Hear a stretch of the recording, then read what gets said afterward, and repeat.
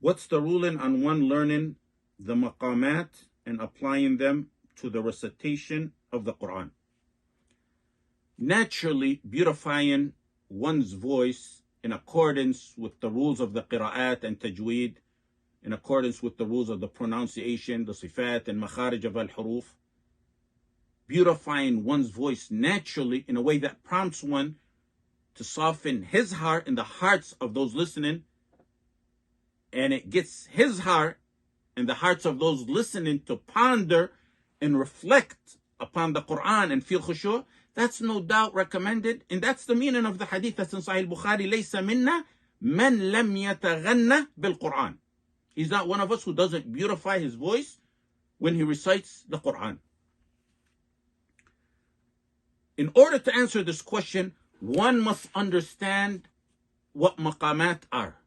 Here in the question he says, what's the ruling on learning the maqamat? What he should have added is, what's the ruling on one learning the musical maqamat and applying them to the recitation of the Qur'an? Because they're musical maqamat. Al-maqamat al-musiqiyya. That's what they really are. Musical maqamat, as it pertains to the Qur'an, is applying musical rhythms to the recitation of the Qur'an. Applying musical rules to the recitation of the Qur'an. Pay attention to that definition. Listen to it closely. Applying musical rules to the recitation of the Qur'an. Because if you know that definition, you'll see how despicable that sounds. Applying musical rhythms or tunes to the recitation of the Qur'an. That right there should tell you all you need to know. Musical maqamat are specific rhythms and developed tunes that are used for entertainment by musicians and singers like al-Bayyat, al-Nahawand, al-Sabah, al-Sika. They're maqamat and rhythms based on the rules of music. The Qur'an is mightier than to be combined or attached in any way to that which is attached to music. And it's not something new. It's not a new science. This matter was actually discussed by the ulama of earlier centuries, because this science was known from possibly, wallahu alam, even before the revelation of the Qur'an. If the recitation with the maqamat, the musical maqamat, is taken away from the proper recitation of the Qur'an, and it's going against the established rules of recitation, if it's changing the way the Qur'an should be recited, adding or taking away anything in order to make it fit the rules of music, whether it pertains to the sifat or makharij of the huruf or tajweed or anything similar to that, there's no dispute among the ulama that it's haram. It's haram to listen to it, and it's haram to recite it. Let me give you an example. For certain musical maqamat, they do certain waves or pitches or vibrations in the mad of the alif. In order to comply with that musical maqam, the vocal dancing or vocal pitch with the mad on the alif makes that one alif 4 alifs. They've added 3 letters to the Qur'an. That's one problem.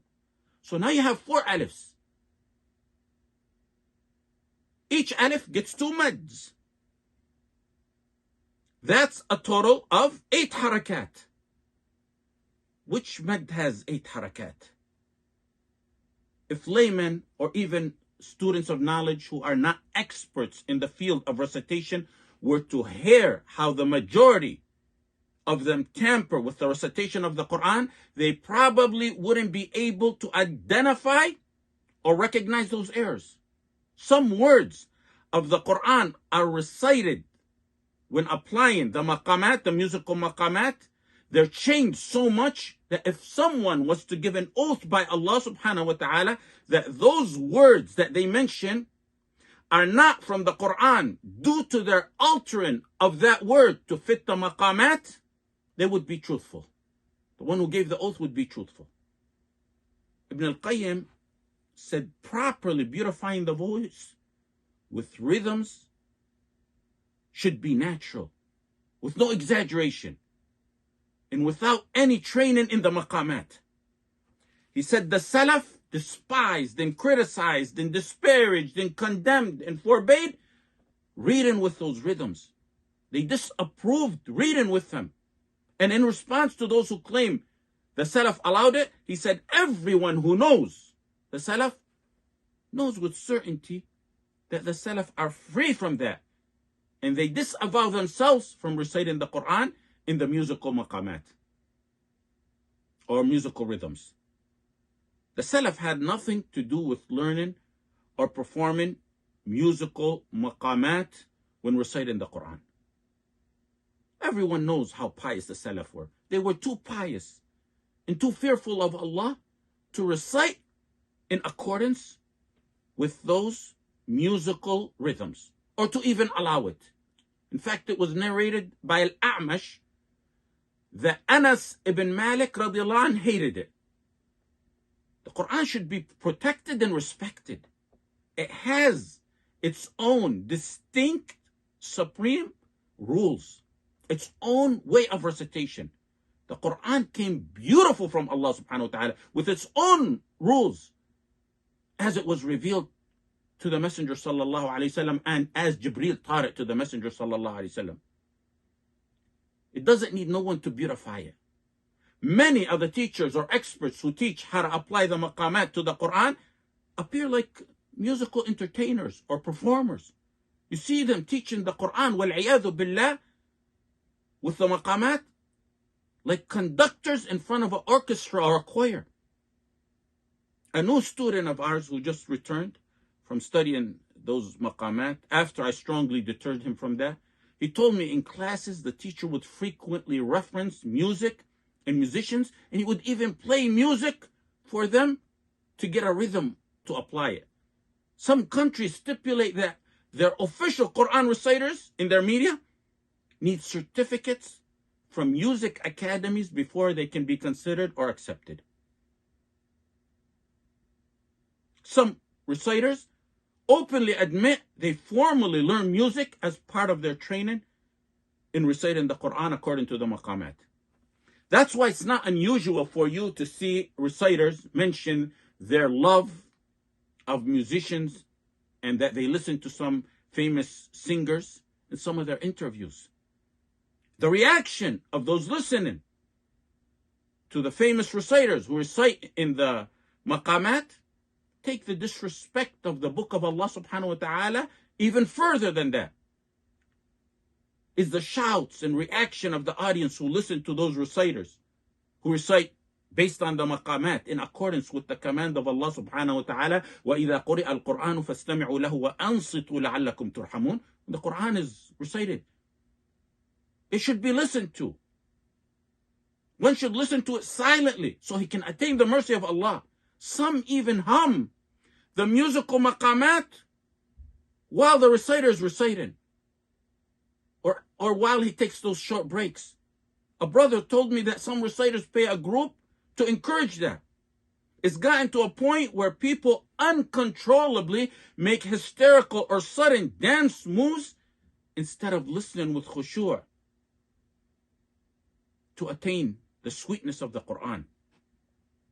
A very famous reciter who was reciting to a large audience, possibly, wallahu alam, in a funeral.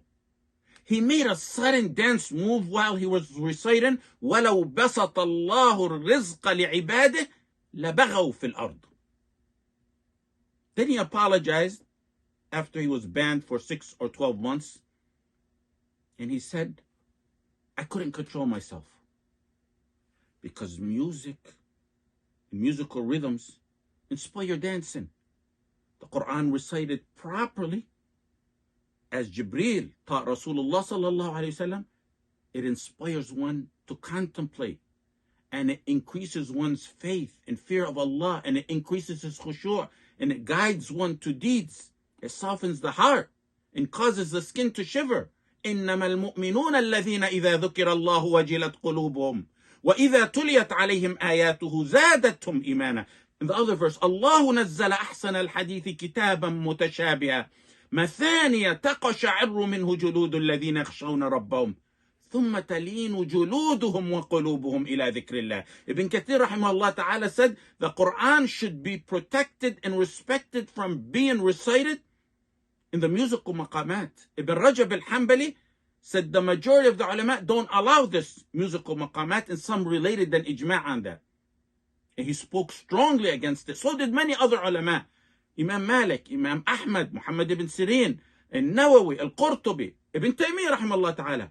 Ibn Taymiyyah rahimahullah ta'ala said it's not permissible for the Qur'an to be recited in the musical tones.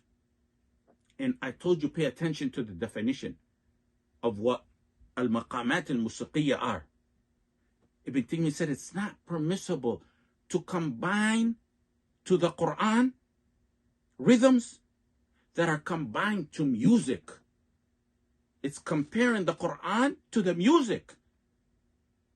When I was a child in Medina with my father memorizing the Qur'an, may Allah subhanahu wa ta'ala give him a long life full of deeds and heal him and cure him. My father took me many times to a very famous Shaykh. His name was Shaykh Abdul Fattah ibn Sayyid Ajami al-Marsafi. He was a teacher in the University of Medina. He had several other big positions. He was a contemporary giant and imam in the sciences of the Qur'an and the qira'at. He said reciting the Qur'an with those musical maqamat is not permissible in any way, even if it doesn't conflict with the rules of tajweed.